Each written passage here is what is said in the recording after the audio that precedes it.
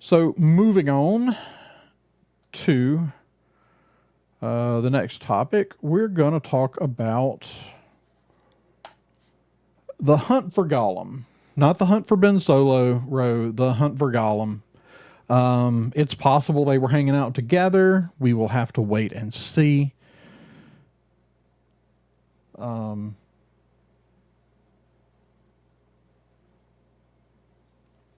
Let's see. Let me make sure I got all my notes in order. So, we know Hunt for Gollum is happening. It's gearing up.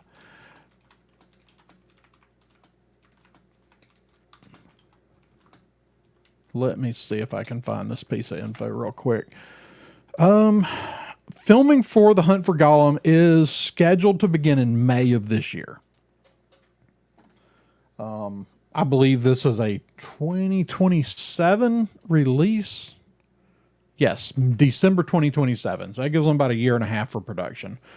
So they're close. I mean, we're probably roughly 2 months out. So that makes sense. We're starting to get some casting rumors. We're starting to get some rumors about what could be going on at this time. If you're not that familiar with Tolkien's story, with Middle Earth, what's going on at this time, and if you've watched the movies, it might surprise you because they really made it feel condensed. But from Bilbo's 111th birthday, when Gandalf tells Frodo to keep the ring secret, keep it safe, from the time that he leaves until the time that he returns to send Frodo on his journey is 17 years. Now, granted, they didn't give us time in the movie. It felt condensed. I think they intended for it to be reduced to maybe a few months, given that we didn't age up characters or anything like that. But it's a 17-year gap canonically in the Legendarium.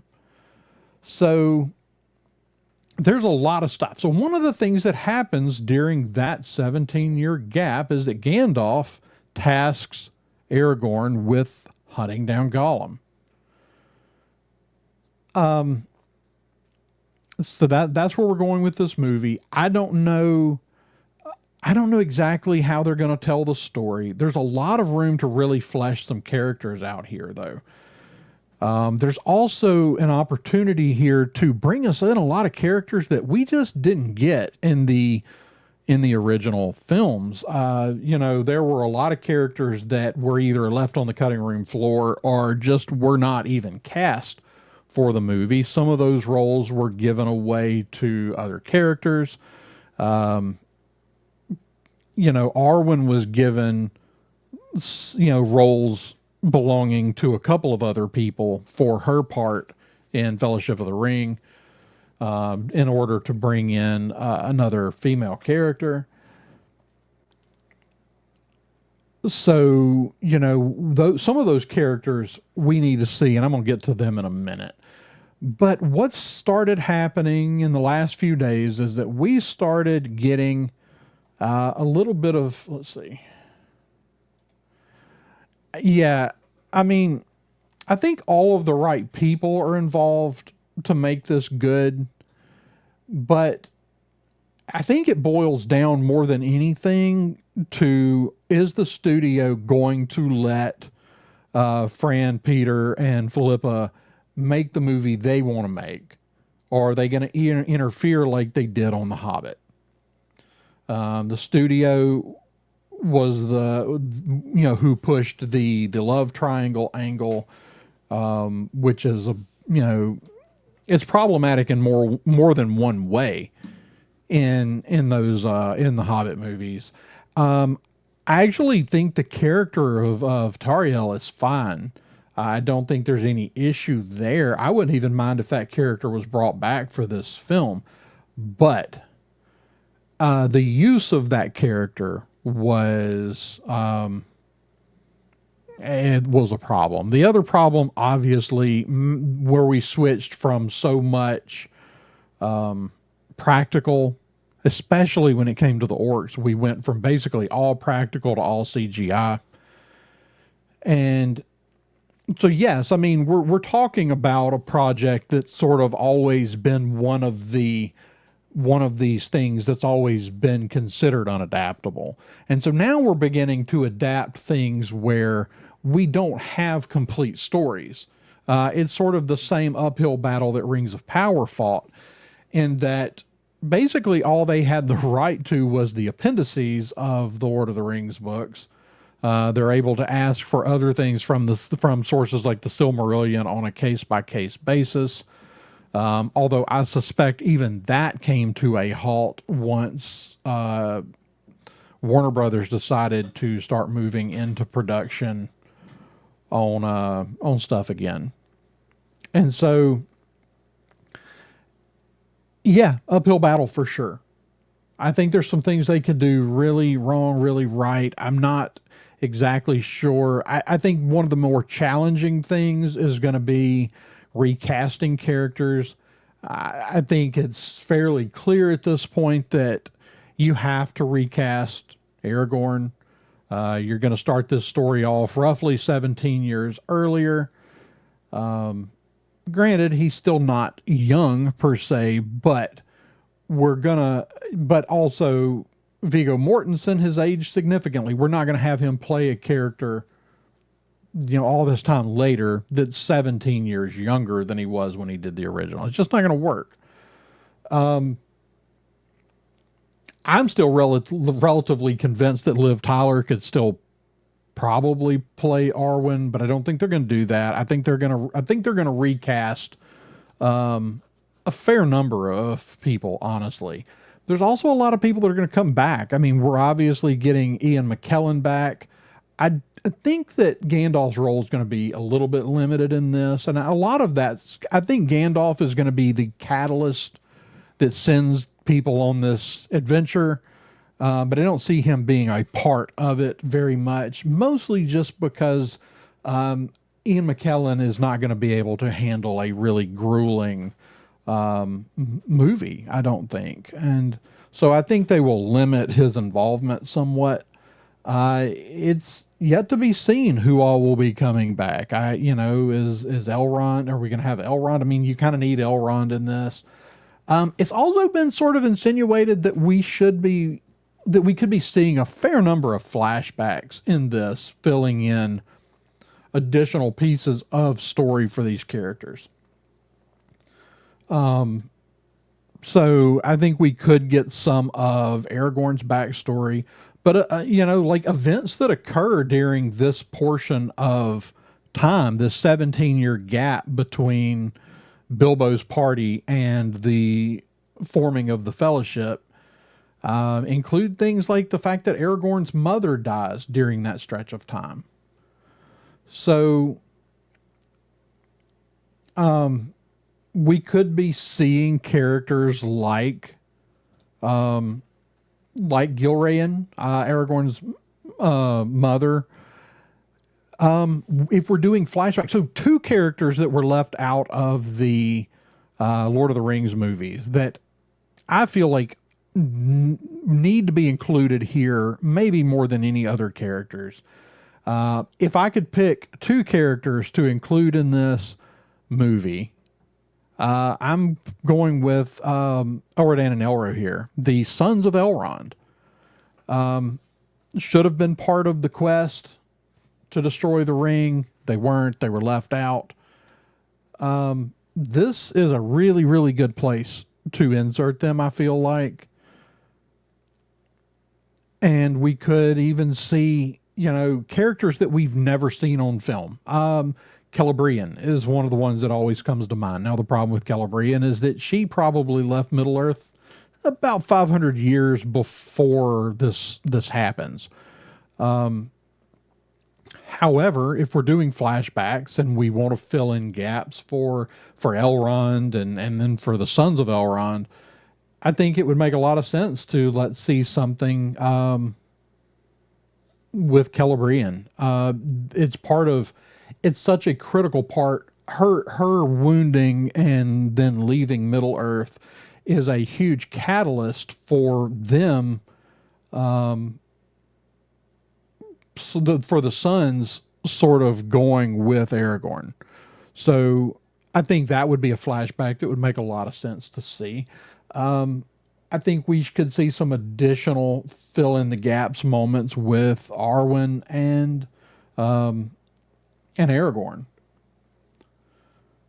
So as far as what we're doing, so let me get to my notes here. Let's talk about the two casting rumors first.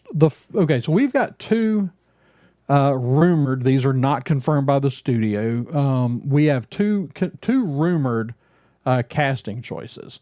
One is Anya Taylor-Joy, and the other is Leo Woodall. Of course, I know who Anya Taylor-Joy is. I had to look up Leo Woodall, who's mostly done smaller TV series. He's not done anything, particularly big. He's really not been a lead. So I'm not totally sure, but the rumor is that he's our new Aragorn. And of course, that worries me a little bit. But, if he's got what it takes to take on that character, and obviously he's going to have to lead this movie. So that's a big ask for somebody for really their first lead in a feature film. But, Peter Jackson and his crew have a good history of casting. So of course, Peter Jackson is not directing this one. He's a producer. This is being directed by Andy Serkis, which will also be interesting. He's an interesting director. But we're gonna, so if he's our Aragorn, I think there's a fair chance that Anya Taylor-Joy is our new Arwen. Obviously I've mentioned a couple of other characters. I mean, Celebrian is an option in a flashback that she would certainly be suited for. But she's a pretty big name at this point. So I really feel like if you're bringing her in, she's a lead. I'm not sure which actors are going to come back for this, though. That's sort of the biggest question. I mean, she could be Galadriel. I would not envy anyone trying to fill those shoes. So we will see. She could be a brand new character. It could be that they're creating new characters. I feel like there probably will be some female characters created for this, given the limited number of female characters in Tolkien's Legendarium, especially during this period of time. It's not that there aren't some great ones. There are some really, really great female characters in Tolkien's Legendarium, just not a ton of them at this time. I mean, you can go digging and try to find names of existing characters, and you're not going to find much. Third age characters, you're going to talk about Gillian, Celebrian, Lorith. Lorith is a healer in Minas Tirith. I don't think we're doing that. I mean, that's a character that could certainly show up as an existing in the Legendarium character, but it's not a real likely character to, it's certainly not a character you're going to see played by Anya Taylor-Joy. So I'm not sure who I feel like she's going to be. If I had to guess, I would say she's our new Arwen.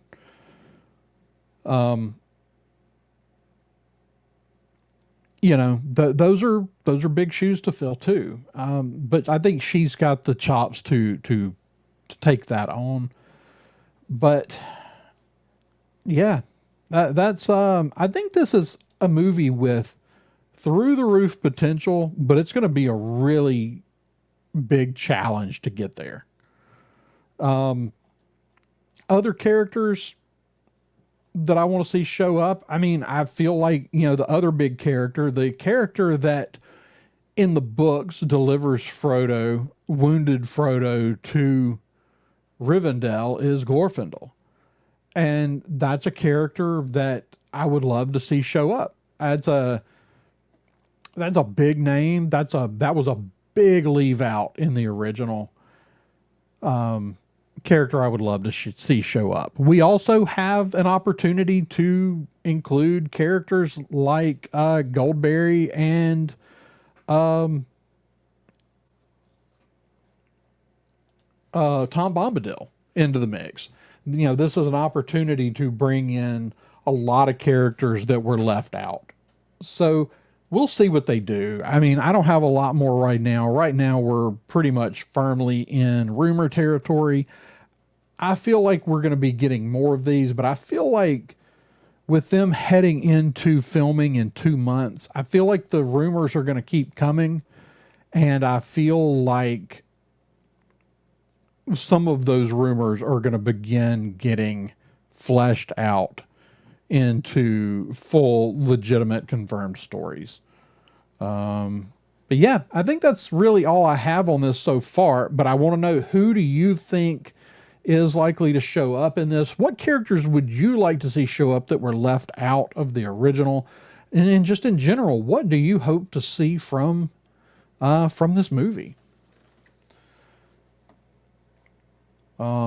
So we'll stay tuned. We're going to, as soon as we find out more on Firefly, we'll definitely be back to talk about that. And we will probably be doing a lot more Lord of the Rings coverage, as we should be at some point this summer, maybe getting our first look at season 3 of Rings of Power, which has been delayed, but I think we'll still see something mid-year. I'm still really like, this over 2 years to produce a TV show is starting to get a little wearing. But we've talked about that before, so I'm not going to go down that rabbit hole. But yeah, so we should be getting more news on both of these things. March 15th, we'll definitely be back to talk about Firefly with whatever the announcement is. So before then, let us know what you think it's going to be. And let me know who you think Anya Taylor-Joy and what's the other guy's name? Leo Woodall? Yes, Leo Woodall. Let me know who you think they are playing, and let me know who you want to see show up in The Hunt for Gollum. Hey there, sci-fi fans. We hope you enjoyed this clip from a previous live stream of the Science Fictionary podcast. We hope you'll go check out other episodes. We hope you'll hit that like and that subscribe button, and please go check out all of our friends over at the Red5 Network. And as always, may the Force be with you.